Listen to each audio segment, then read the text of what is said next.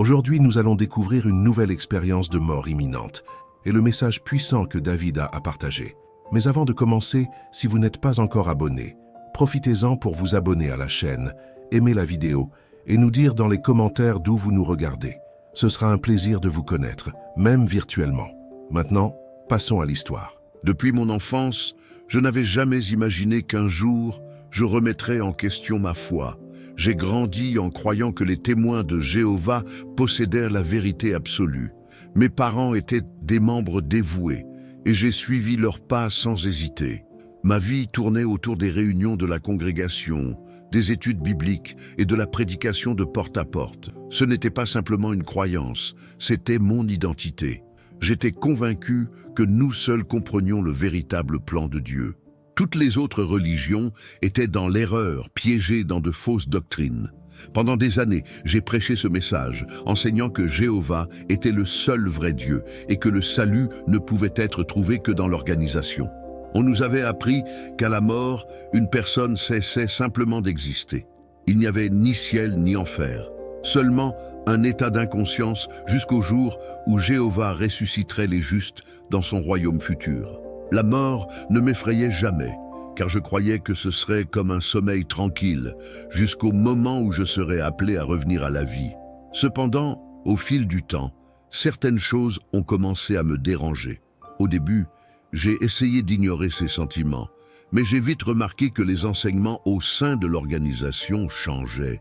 Des doctrines qui étaient autrefois considérées comme des vérités absolues ont commencé à être remplacées par de nouvelles interprétations.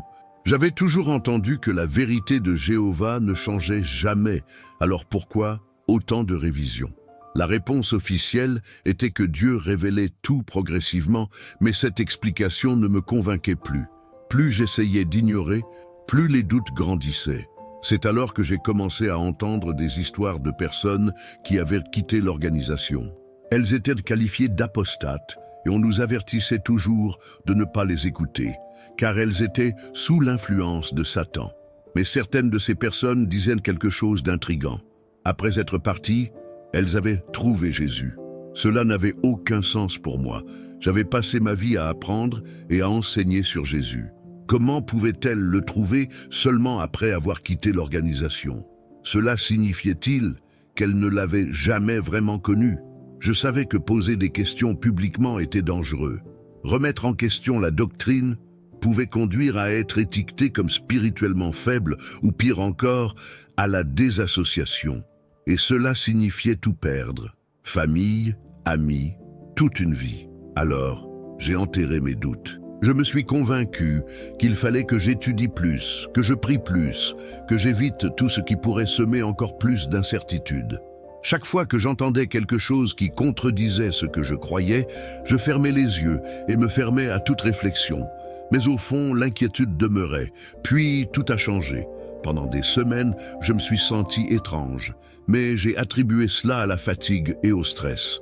Je pensais que cela passerait.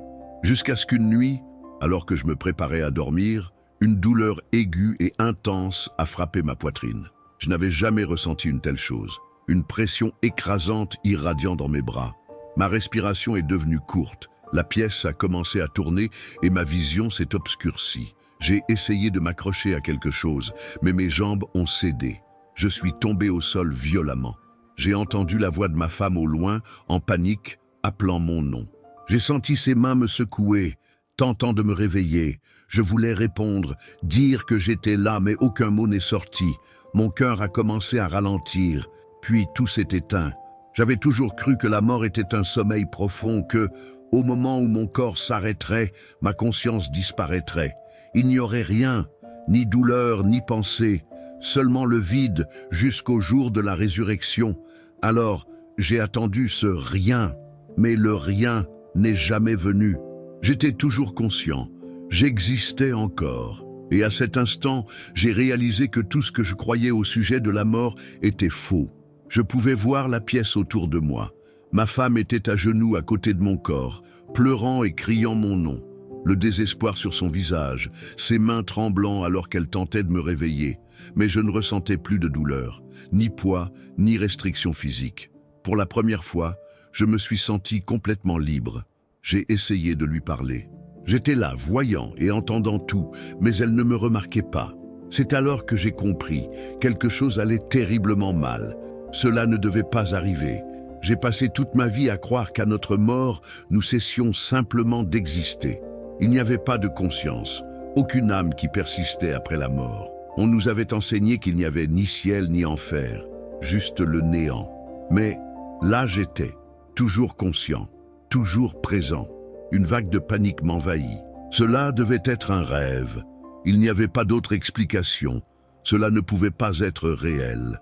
J'ai essayé de me forcer à me réveiller, à fuir cet état étrange, mais rien n'a changé. Mon corps était toujours là, immobile. Ma peau semblait pâle, mes lèvres entr'ouvertes. J'ai vu ma femme à genoux à mes côtés, sanglotant désespérément, appelant mon nom. Plus je regardais, plus je ressentais une déconnexion croissante. Mon corps, qui avait été toute ma vie mon identité physique, semblait maintenant une simple coquille vide. Je ne faisais plus partie de cela. C'est alors que j'ai entendu. Au début, j'ai pensé que c'était seulement les sanglots de ma femme. Mais ce n'était pas cela. Il y avait un autre bruit. Des chuchotements lointains, presque imperceptibles, qui devenaient de plus en plus forts. Je me suis tourné vers le bruit et, au moment suivant, mon estomac se tordit de terreur pure. L'environnement autour de moi commença à changer. Les murs semblaient s'étirer, les ombres se tordaient de manière déformée. L'air devint lourd, étouffant, comme si quelque chose d'invisible me pressait de tous les côtés. Les chuchotements devenaient plus clairs, mais les mots n'étaient pas dans une langue que je connaissais. Pourtant, le ton était inconfondable, sombre, déformé, menaçant. J'ai essayé de reculer, mais je n'avais aucun contrôle sur mes mouvements. Mes pieds, si tentés que j'en avais, ne touchaient pas le sol. Je flottais simplement, et alors j'ai ressenti. Quelque chose me tirait vers le bas. Ce n'était pas une force physique, mais elle était puissante, irrésistible. Une pression qui m'agrippait, me traînant vers un destin invisible. J'ai lutté contre cela, mais c'était inutile. L'obscurité autour de moi s'est épaissie, et les chuchotements se sont transformés en un chœur chaotique de voix superposées. Certaines semblaient furieuses, d'autres moqueuses, mais toutes me remplissaient d'une terreur indescriptible. Une terrible compréhension m'envahit. J'ai passé ma vie entière à croire qu'il n'y avait pas d'enfer. Mais, et si j'avais tort? Et si quelque chose existait au-delà de la mort, quelque chose d'inévitable auquel je ne pourrais jamais échapper? Je n'étais pas prêt à le découvrir. J'ai crié, je ne savais pas à qui j'appelais, je savais seulement que j'avais besoin d'aide. Et alors, soudainement, tout s'est arrêté. Le silence a envahi l'espace. La pression a disparu. L'obscurité qui m'entourait s'est brisée comme du verre brisé. Et alors, la lumière est apparue. Ce n'était pas seulement de l'éclat, c'était une présence, forte, éblouissante, puissante. La lumière tranchait les ombres comme une lame, éloignant toute la peur qui m'entourait. Et, à mesure que cette lumière m'atteignait, quelque chose de profond en moi changea. Pour la première fois dans toute cette expérience, j'ai ressenti la paix. Le poids qui me pressait contre moi a disparu, et enfin j'ai pu respirer à nouveau. Je me suis tourné vers la lumière, attiré par elle. Et alors, je l'ai vue. Une silhouette se trouvait au centre de cette splendeur, baignée de chaleur et de pureté. Au début, je n'ai pas pu distinguer son visage, l'éclat était trop intense, mais au fond de mon âme, je savais qui il était. Jésus. La prise de conscience m'a frappé comme un éclair. Ce n'était pas possible. On nous avait enseigné que Jésus n'était pas divin, seulement la première création de Jéhovah, un messager. Nous prions par lui, mais jamais pour lui. Il n'était pas Dieu. Mais là, il était. J'ai essayé de détourner le regard, mais je n'ai pas pu. Sa présence était écrasante, pas d'une manière oppressante, mais d'une manière impossible à ignorer. L'amour, l'autorité, le pouvoir absolu qui émanait de lui était au-delà de tout ce que j'avais connu. Et alors, il a parlé. David. Mon nom n'était pas juste un son, c'était un appel. Quelque chose en moi, quelque chose enfoui sous des années de doctrine et d'enseignement, se bougea. David. Sa voix était ferme mais douce. Me connais-tu? La question m'a frappé comme un coup de tonnerre. Bien sûr que je le connaissais. J'ai passé ma vie à étudier son histoire, son ministère. J'ai prêché à son sujet, j'ai enseigné aux autres à suivre son exemple. Mais alors que je restais là, devant lui, une vérité brutale m'a frappé. Je savais qui il était, mais je ne l'avais jamais vraiment connu. Un nœud se forma dans ma gorge. Je voulais répondre, mais les mots ne sortaient pas. Jésus fit un pas en avant. La lumière autour de lui pulsait, vivante, mais son regard ne portait ni colère ni déception, seulement de la compréhension. « Tu as suivi une organisation, dit-il avec douceur. Mais m'as-tu suivi ?» Mon esprit luttait pour une réponse. J'avais suivi Jéhovah. J'avais suivi les enseignements de l'organisation fidèlement. Mais cela revenait-il à suivre Jésus? Au fond de moi, je savais déjà la réponse. Non. Mes genoux, si j'en avais encore, se dérobèrent. Je voulais tomber, m'effondrer sous le poids de ce que je comprenais. J'avais passé ma vie entière à croire que je servais Dieu. Mais, en réalité, je n'avais jamais véritablement cherché Jésus. Et maintenant, face à lui, je comprenais. Je ne l'avais jamais vraiment connu. Je restais là figé, le regardant. La présence de Jésus était écrasante, forte mais pacifique, puissante mais pleine d'amour. J'ai passé toute ma vie à prêcher sur lui, à parler de son rôle dans le plan de Jéhovah. Mais maintenant, devant lui, j'ai ressenti quelque chose que je n'avais jamais prévu. Une certitude profonde et inébranlable que je ne l'avais jamais vraiment connue. Le poids de cette prise de conscience m'écrasa. Je voulais parler, m'expliquer, mais aucun mot ne sortit. Que pouvais-je dire? Que j'avais dédié toute ma vie à une organisation croyant que c'était le seul chemin vers le salut, que j'avais rejeté toutes les personnes qui avaient essayé de me le dire. Jésus était plus que ce que j'avais appris. Il ne bougea pas. Il resta là, ses yeux fixés sur les miens, attendant. Il n'y avait ni colère, ni déception, juste de l'attente. Et cela, d'une certaine manière, rendait tout encore pire. Je me forçais à parler, mais ma voix trembla. Je sais qui vous êtes. Jésus inclina légèrement la tête, comme s'il était en train de m'étudier. Tu sais, David, si j'avais encore un cœur dans cet état, il aurait dû battre la chamade. Je voulais dire oui. Je voulais dire que je l'avais suivi toute ma vie, que j'avais enseigné aux autres à faire de même, que j'avais fait du porte-à-porte, répandant ce que je croyais être sa vérité. Mais au fond de moi, je savais. J'ai suivi des règles, j'ai suivi des hommes, j'ai suivi des doctrines. Mais je ne l'ai jamais suivi, lui. Des larmes brûlèrent mes yeux. Je pensais l'avoir fait, murmurai-je. Jésus s'approcha, la lumière autour de lui irradiant de chaleur. Tu as suivi un chemin donné par les hommes, mais je n'ai jamais demandé cela. Je déglutis difficilement. On m'avait toujours enseigné que Jésus était important, mais seulement en tant que médiateur. Il n'était pas Jéhovah. Il ne devait pas être adoré. Nous ne devions pas prier à lui. Mais plus je passais de temps en sa présence, plus je réalisais combien cet enseignement était petit, combien il était erroné. Jésus n'était pas seulement important, il était tout. Mes jambes cédèrent, mais au lieu de tomber, je me mis simplement à genoux. Mes mains tremblaient, je ne pouvais plus soutenir son regard. Le poids de tout, de ce que je croyais, de ce que je prêchais, de ce que je rejetais, s'abattit sur moi. C'était trop. Pour la première fois de ma vie, je me sentais vide, non pas parce que j'avais perdu quelque chose, mais parce que je réalisais que je n'avais jamais eu. Jésus s'agenouilla devant moi. Sa voix était douce, mais ferme. Tu as passé ta vie à chercher la vérité, mais tu ne m'as jamais demandé de te la montrer. Je serrai les poings. Il avait raison.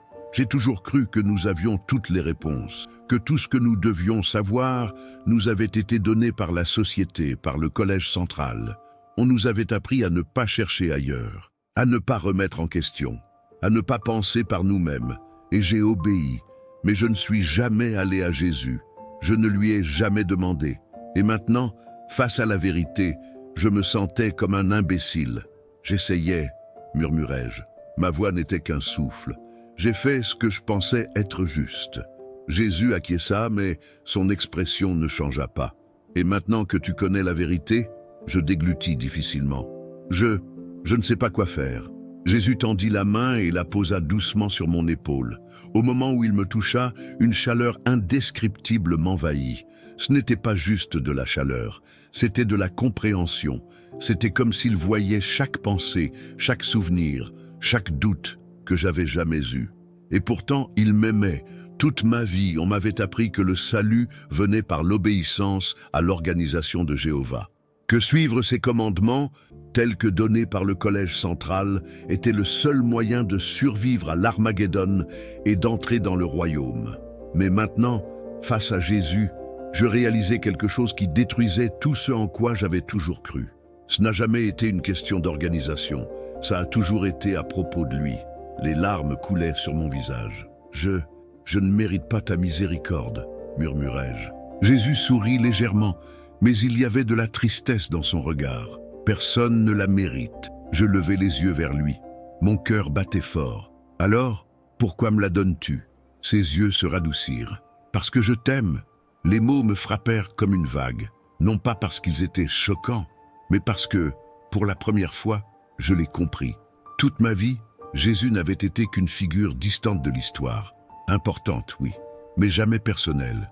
Mais ça, ce n'était pas distant, ce n'était pas de la doctrine, ce n'était pas quelque chose que j'avais lu dans un magazine, ni quelque chose que j'avais entendu lors d'une réunion. C'était réel, indéniable. Jésus se leva et tendit la main. « Viens avec moi. » J'hésitais, non pas par peur, mais par indignité. Je ne sais pas comment. Jésus ne baissa pas la main.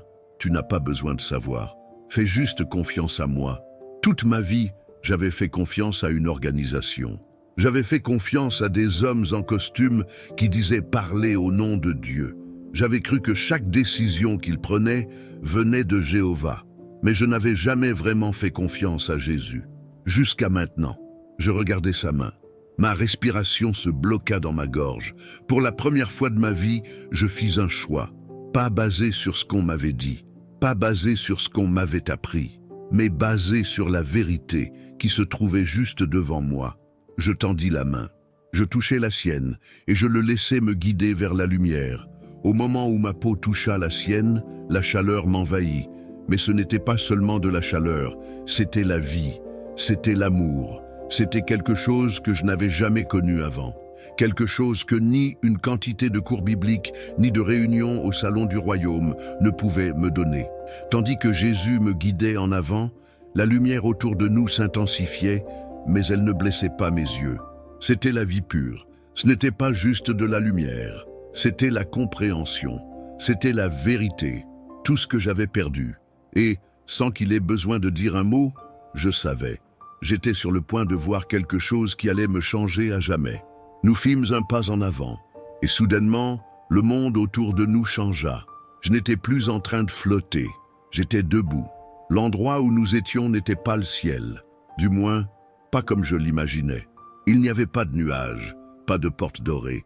C'était vaste, sans fin, et rempli d'une présence plus grande que tout ce que j'avais jamais connu. Jésus se tourna vers moi. Son regard était empli d'amour, mais aussi de tristesse. « Ce que je vais te montrer, dit-il, c'est la vérité. » Je déglutis difficilement. La lumière autour de nous brilla, et, en un instant, je vis ma vie devant moi. Chaque moment, chaque décision. Je vis chaque fois que j'avais prêché à quelqu'un à sa porte. Chaque fois que je les avais avertis que leurs croyances étaient erronées. Chaque fois que j'avais dit que le seul chemin vers le salut était à travers l'organisation de Jéhovah. Je pensais que j'étais en train de sauver des gens, mais maintenant, en me regardant, je vis quelque chose que je n'avais jamais remarqué avant. Je vis leur visage, pas les signes de politesse, pas les sourires forcés de ceux qui essayaient d'être respectueux. Je vis ce qu'ils avaient ressenti après mon départ. La confusion, le doute, le poids d'avoir été dit que toute leur foi était erronée, que leur amour pour Jésus n'était pas suffisant, qu'ils devaient en faire plus pour être acceptés par Dieu. Je vis une jeune femme récemment diplômée, pleurant après que j'ai fermé la porte. Elle avait cru en Jésus toute sa vie, elle lui avait fait confiance, elle lui avait prié, et je lui avais dit que sa foi n'était pas suffisante. Je vis un homme âgé, assis seul après mon départ, la tête baissée en prière, se demandant si on l'avait trompé. C'était moi qui avais fait cela. J'avais passé ma vie à enseigner aux gens que Jésus n'était pas ce qu'ils pensaient qu'il était. La pression dans ma poitrine augmenta. Je voulais juste les aider, murmurai-je. Jésus acquiesça. Je sais, ma voix faillit. Mais je ne faisais que dire ce qu'on m'avait appris. Mes yeux brûlaient. Je croyais que je faisais ce qu'il fallait. Jésus hocha la tête à nouveau. Tu as été sincère. Il me regarda dans les yeux. Mais la sincérité n'est pas la même chose que la vérité. Les mots me frappèrent comme un marteau. Je voulais argumenter, expliquer, mais il n'y avait rien à dire. J'y avais cru de tout mon cœur, mais cela ne signifiait pas que j'avais raison. Les larmes brûlaient mon visage. Je me tournais vers les visions devant moi. Et alors, je vis quelque chose de différent. Je me vis moi-même. Mais cette fois, je n'étais pas en train de prêcher. Je n'étais pas en train de frapper aux portes. J'étais seul, dans ma chambre, ma Bible ouverte, regardant les pages avec un nœud dans l'estomac. Je me souvins de ce moment. C'était tard dans la nuit. Je lisais un passage des évangiles, les paroles de Jésus, et pendant un instant, quelque chose en moi sentit qu'il me parlait. Mais alors, je l'ignorais. Je fermai la Bible, et je pris un magazine de la Sentinelle. Au lieu de chercher Jésus, je cherchais l'explication de l'organisation. J'ai fait ça tant de fois, chaque fois qu'un passage des Écritures ne s'alignait pas exactement avec ce qu'on m'avait enseigné. Je ne priais pas, je ne demandais pas à Jésus. Je ne lui demandais pas de m'aider à comprendre. J'allais directement aux publications de la société Watchtower, parce que c'était ainsi qu'on m'avait formé. Mes poings se serrèrent, tout mon corps tremblait. Je ne t'ai jamais cherché. Ma voix n'était qu'un murmure. Jésus ne dit rien. Il attendit simplement. Un sanglot échappa de ma poitrine. Je pensais que je savais tout. Je secouai la tête. Je pensais que j'avais la vérité. Ma respiration se coucha. Mais je ne t'ai jamais demandé. Mes jambes fléchirent, mes genoux frappèrent le sol. J'avais passé ma vie à apprendre sur Jésus, mais je ne l'avais jamais vraiment connu. Je suis désolé. Jésus se mit à genoux à mes côtés. Il posa sa main sur mon épaule. « Je ne te montre pas cela pour te condamner, dit-il doucement. Je te montre cela pour que tu puisses comprendre. » Je tentais d'essuyer mes larmes, luttant pour respirer. « Comprendre quoi ?» Il me regarda avec tendresse. « J'ai toujours été là, en attendant. » Mes yeux s'agrandirent. « Tu n'as jamais eu besoin d'une organisation pour me rejoindre, » continua-t-il. « Je n'ai jamais exigé que tu suives les règles des hommes pour me connaître. » Ma gorge se serra. Mais j'ai passé ma vie à croire que le salut venait d'une institution.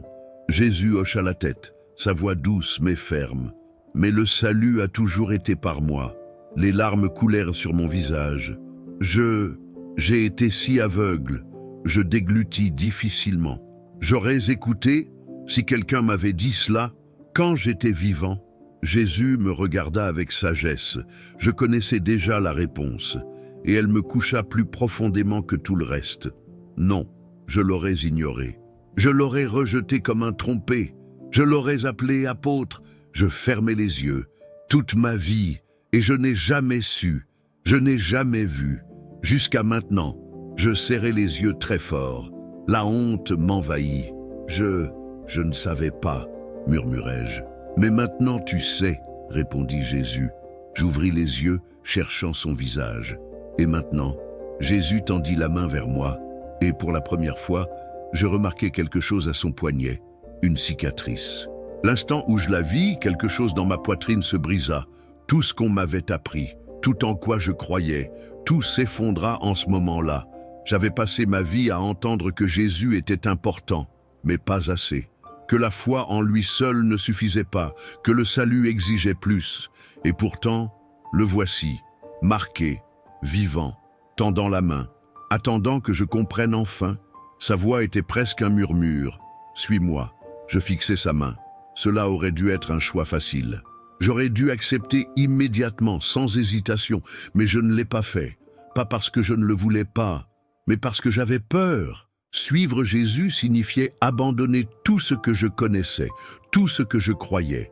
Cela signifiait accepter que j'avais tort. Cette prise de conscience me coucha plus profondément que tout le reste. J'avais passé ma vie à croire que je faisais partie de la seule vraie foi, que seuls les témoins de Jéhovah détenaient la vérité, que nous étions les seuls à vraiment comprendre la volonté de Dieu. J'avais tout donné pour cette croyance, mon temps, mon énergie, ma loyauté. J'avais construit ma vie entière autour d'elle. Et maintenant, en présence de Jésus lui-même, je devais admettre que tout avait été un mensonge. Une douleur profonde s'installa dans ma poitrine. Je ne sais pas comment faire ça, murmurai-je. Jésus ne bougea pas. Il garda simplement sa main tendue, attendant. Tu n'as pas besoin de savoir comment, dit-il. Tu dois juste avoir confiance en moi. Avoir confiance. C'était la partie qui me terrifiait le plus. On m'avait appris à avoir confiance dans l'organisation, à avoir confiance dans les anciens, à avoir confiance dans le corps dirigeant comme le seul canal de la vérité de Dieu. On m'avait dit que les remettre en question, c'était comme remettre en question Jéhovah. Mais Jésus, il ne me demandait pas de faire confiance aux hommes. Il me demandait de lui faire confiance. Un nœud se forma dans ma gorge. Je ne sais pas si j'en suis capable. Jésus s'agenouilla à mes côtés. Ses yeux rencontrèrent les miens. Pourquoi? Les larmes brûlaient mon visage. Parce que ma voix échoua. Parce que si je te fais confiance, alors je dois accepter que j'ai gaspillé toute ma vie. Ma respiration trembla. Je dois accepter que j'ai passé des décennies à enseigner quelque chose de faux. Je déglutis. Que j'ai éloigné les gens de toi, au lieu de les amener près de toi. La honte était étouffante. J'ai frappé des milliers de portes. J'ai prêché à d'innombrables personnes. J'ai convaincu tant de gens que le salut ne pouvait être trouvé que par une organisation. Et j'avais tort. Comment pourrais-je vivre avec ça? Jésus soupira doucement. Tu penses que je ne savais pas cela à propos de toi? Je m'étranglais. Tu penses que je n'ai pas vu ta sincérité? Sa voix était douce. Ton désir de servir Dieu? Je ne savais pas quoi répondre. Jésus tendit la main et essuya une larme de mon visage. David, sa voix était ferme mais pleine d'amour. Je n'utilise pas ton passé contre toi. Il me regarda dans les yeux. Je te demande simplement d'entrer dans la vérité maintenant. Ces mots me frappèrent comme une vague. Ils ne me condamnaient pas. Ils me sauvaient. Le poids sur ma poitrine augmenta. Je voulais lui faire confiance. Mais il y avait quelque chose qui me retenait encore. Et ma famille, murmurai-je. Jésus ne répondit pas immédiatement. Mon esprit se remplit d'images. Ma femme, mes parents, mes frères. Ils croyaient toujours à l'organisation, au corps dirigeant, aux enseignements que je savais maintenant être faux. Si je suivais Jésus, je les perdrais. J'avais déjà vu cela arriver. Les gens qui quittaient l'organisation étaient rejetés, coupés, traités comme s'ils n'avaient jamais existé. On m'avait enseigné que c'était un acte de loyauté envers Jéhovah, une façon de maintenir la foi pure. Mais maintenant, je savais la vérité. Le silence n'était pas une question de pureté, c'était une question de contrôle. Mon poing se serra. Si je retourne et leur dis ce que j'ai vu, ils ne me parleront plus jamais. L'expression de Jésus ne changea pas. « Tu me fais confiance ?» J'hésitais. « Si tu me suis, continua-t-il, tu perdras beaucoup de choses. Tu perdras des relations. Tu perdras la vie que tu connaissais. Mais ce que tu gagneras vaut bien plus. » Je laissai échapper un soupir tremblant. Je savais qu'il avait raison. Même si ma famille me tournait le dos, je ne pourrais pas prétendre que je ne savais pas la vérité. Je ne pourrais pas revenir à croire en quelque chose qui avait déjà été prouvé faux. Je devais choisir, vivre dans un mensonge pour garder ma famille, ou suivre Jésus et tout perdre. Mes mains tremblaient. Ils comprendront? Jésus esquissa un petit sourire triste. Certains... Oui, je déglutis. Et s'ils ne comprennent pas? Son expression demeura ferme. Alors je serai suffisant. Mon cœur s'arrêta un instant. Les larmes coulèrent sur mon visage. J'avais passé toute ma vie à croire que Jésus n'était qu'une figure secondaire, que Jéhovah était celui à qui je devais être dévoué, que Jésus n'était qu'un moyen pour une fin, juste un médiateur. Mais maintenant, en le regardant dans les yeux, je savais une chose, avec une certitude absolue. Jésus était suffisant. Il l'a toujours été, et j'ai passé toute ma vie sans le voir. Un sanglot secoua ma poitrine. Ma main tremblante se leva, et je pris la sienne. Au moment où je le fis, une vague de chaleur m'envahit. Pas seulement de la chaleur, de la vie. C'était comme si chaque fardeau, chaque mensonge, chaque faux enseignement avait été brûlé en un instant. Le poids que j'avais porté si longtemps disparaissait simplement. Jésus me tira sur mes pieds et pour la première fois de ma vie, je savais que j'étais libre. Je n'étais plus lié à la doctrine. Je n'étais plus lié à une organisation. Je n'étais plus lié par la peur. J'étais devant celui qui comptait réellement et il m'avait choisi. Je regardais mes mains et pour la première fois, je remarquais quelque chose d'étrange. Il y avait une marque là, aussi subtile qu'incontournable. Je fronçais les sourcils et regardais Jésus confus. Qu'est-ce que c'est? Ses yeux étaient remplis de quelque chose de profond, quelque chose de puissant. Un rappel, dit-il. Un rappel de quoi? Sa prise de ma main se resserra un peu plus. Que tu es à moi. Ma respiration se coucha dans ma gorge. J'ai passé ma vie entière à croire que j'appartenais à une organisation. Mais je ne lui ai jamais appartenu. Je lui appartenais depuis le début. Et maintenant, je comprenais enfin. Je clignais des yeux en regardant la marque sur ma main.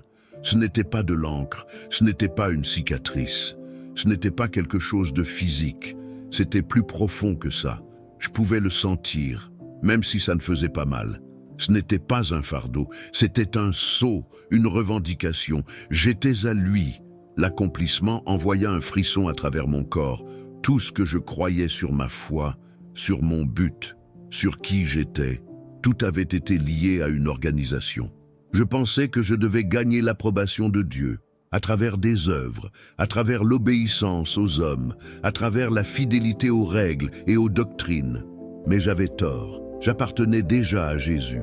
J'ai toujours appartenu à Jésus. Je déglutis et regardais vers lui, la gorge serrée. Que se passe-t-il maintenant? Son expression était ferme, inébranlable. Tu retournes. Mon estomac se serra. Retourner? Vers quoi? Vers la vie que j'avais avant? Vers des gens qui ne croiraient jamais à ce que je viens de vivre. Je ne sais pas comment. Jésus soutint mon regard. Tu n'as pas besoin de savoir comment. Tu dois juste avoir confiance en moi. Ce mot à nouveau, confiance. J'ai fait confiance à une organisation toute ma vie. J'ai fait confiance aux hommes pour me dire qui était Dieu. J'ai fait confiance aux doctrines écrites par des gens qui prétendaient parler en son nom. Et maintenant, je devais tout désapprendre, parce que la foi ne consistait pas à suivre une organisation, c'était à le connaître. Mes poings se serrèrent sous le poids de cette vérité. Et s'ils ne me croient pas, les yeux de Jésus se radoucirent. Certains ne le feront pas, mon cœur se serra. Et s'il me tournait le dos, Jésus resta ferme. Alors tu m'auras toujours. Les mots perçaient ma poitrine comme une lame. Je pensais à ma famille, à mes amis, à ma congrégation. Si je retournais et leur disais ce que j'ai vu, ce que j'ai appris, ce que je savais maintenant être vrai, ils me traiteraient de trompé. Ils diraient que j'ai été égaré. Je les perdrais. Je perdrais tout ce que je connaissais. Je déglutis. Je les retrouverai? Jésus ne répondit pas immédiatement. Finalement, il dit, « Certains trouveront la vérité à travers toi, certains non. Ce n'est pas à toi de décider. » La pensée était insupportable. J'ai passé ma vie entière à croire que la loyauté envers l'organisation était tout, que les gens autour de moi, ma famille spirituelle, seraient ceux avec qui je serais pour toujours. Mais maintenant, je devais faire face à la réalité. Suivre Jésus pourrait me coûter tout. Je fermais les yeux fermement, essayant de respirer. Jésus s'approcha, sa voix douce. « David », je le regardais, le cœur brisé. « Tu étais prêt à donner ta vie pour une organisation. Maintenant, vivras-tu pour moi ?» Les larmes coulèrent sur mon visage. Je n'avais aucune idée de comment faire cela. Je n'avais aucune idée de ce qui venait ensuite. Mais pour la première fois de ma vie, je n'avais pas peur. Je pris une grande inspiration. Oui, au moment où ces mots quittèrent mes lèvres, tout autour de moi changea. La lumière, la chaleur, la paix écrasante. Tout commença à disparaître. Ma poitrine se serra. « Attends !» Jésus tendit la main, touchant mon front avec ses doigts. « Va !» dit-il doucement, « et dis-leur la vérité. » Et puis, tout devint noir. Je m'étouffai. Mon corps trembla violemment lorsque l'air inonda mes poumons. La douleur, une douleur aveuglante, une douleur brûlante. Je pouvais tout sentir à nouveau. le poids de mes membres, la brûlure aiguë dans ma poitrine, la pulsation dans mon crâne. J'étais de retour. J'entendis des voix frénétiques autour de moi, des machines bipant, des mains tenant mes bras. Il est revenu. J'ouvris les yeux avec effort, clignant contre les lumières fortes de l'hôpital. Mon corps était lourd, comme si j'étais resté sous l'eau pendant des heures. Je pouvais à peine bouger. Une infirmière se pencha au-dessus de moi, son visage un mélange de choc et de soulagement. « Vous avez codé, dit-elle. Vous avez été mort pendant presque 3 minutes. 3 minutes. » Je déglutis. Cela ressemblait à une éternité. Ma femme était à mes côtés. Elle tenait ma main, les yeux remplis de larmes. « Oh, David !» dit-elle en sanglotant. « Je pensais t'avoir perdu. » Je serrai faiblement sa main. Ma gorge me brûlait. Je l'ai vue. Elle cligna des yeux. « Quoi ?» J'essayais de parler. Mais mon esprit tournait encore. Comment expliquer ? Je suis mort. J'ai vu Jésus. Et tout ce en quoi je croyais, tout ce que j'ai passé ma vie à prêcher, c'était faux. Ma femme fronça les sourcils, serrant ma main plus fort. « Repose-toi, dit-elle en chuchotant. Tu dois te reposer. » Je fermai les yeux un instant, laisse la réalité s'enfoncer. J'étais revenu, mais je n'étais plus le même. Je ne pourrais jamais être le même. Tout dans ma vie avait changé. Je n'étais plus seulement un témoignage de Jéhovah. Je n'appartenais à aucune organisation. J'étais à lui et j'avais une mission, dire la vérité, sa vérité. Même si cela me coûtait tout, je suis mort et j'ai rencontré Jésus. Et maintenant, je ne peux plus vivre de la même manière. J'ai passé ma vie entière à croire que ma foi était dans une organisation. Mais la vérité, c'est que ma foi aurait toujours dû être en lui. Je ne sais pas ce qui va se passer maintenant. Je ne sais pas qui va me croire et qui va m'abandonner. Mais cela n'a plus d'importance, parce que je sais qui je suis. Et plus important encore, je sais à qui j'appartiens. Si vous regardez cela et que vous ressentez quelque chose dans votre cœur, si vous vous êtes déjà demandé si votre foi est fondée sur des hommes ou sur Jésus, si vous avez déjà eu peur de tout perdre à cause de la vérité, je veux que vous sachiez, vous n'êtes pas seul, et Jésus vous appelle. Si cette histoire vous a parlé, racontez-moi dans les commentaires. J'aimerais connaître votre expérience. Et si vous voulez voir plus de vidéos comme celle-ci, abonnez-vous à la chaîne, activez la cloche et partagez cette vidéo avec quelqu'un qui en a besoin aujourd'hui. Merci d'avoir regardé.